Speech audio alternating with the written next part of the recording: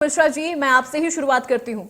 यहां पर ब्रजेश पाठक की ओर से स्थानांतरण नीति का बार बार जिक्र किया जा रहा है कि स्थानांतरण नीति का पालन नहीं किया गया है, बिना उनसे पूछे डॉक्टरों का तबादला कर दिया गया है। क्या है वो स्थानांतरण नीति?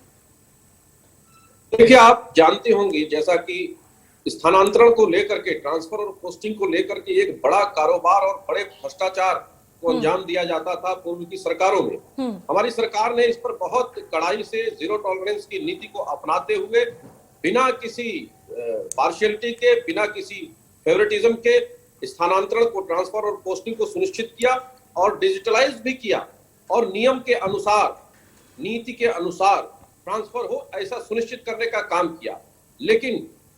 ये जो घटना हुई है, जो ये ट्रांसफर हुआ है स्वास्थ्य विभाग में, विशेष रूप से स्वास्थ्य विभाग और शिक्षा विभाग, दो ऐसे विभाग होते थे जहां ट्रांसफर और पोस्टिंग का बड़ा खेल चलता था और बड़े भ्रष्टाचार को अंजाम दिया जाता था और अधिकारी इसमें लिप्त भी रहा करते थे। लेकिन इस पर बहुत कड़ाई से हमारी सरकार ने प्रतिबंध लगाया है और जिस तरीके से निर्णय लिए गए हैं अमित मोहन प्रकाश जी के द्वारा, निश्चित रूप से उस पर प्रश्न चिन्ह खड़ा होता है, जिसके आधार पर माननीय मुख्यमंत्री जी ने उनसे प्रश्न किए हैं, उसका उनको जवाब देना पड़ेगा और इसमें अनियमितता पाई जाएगी, नियमों का उल्लंघन पाया जाएगा तो उसके लिए वो दंड के भागी भी बनेंगे।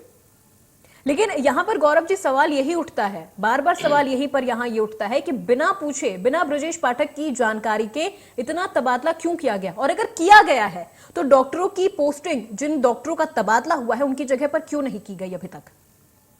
देखिए, ये बात सही है कि स्वास्थ्य विभाग में बड़े पैमाने पर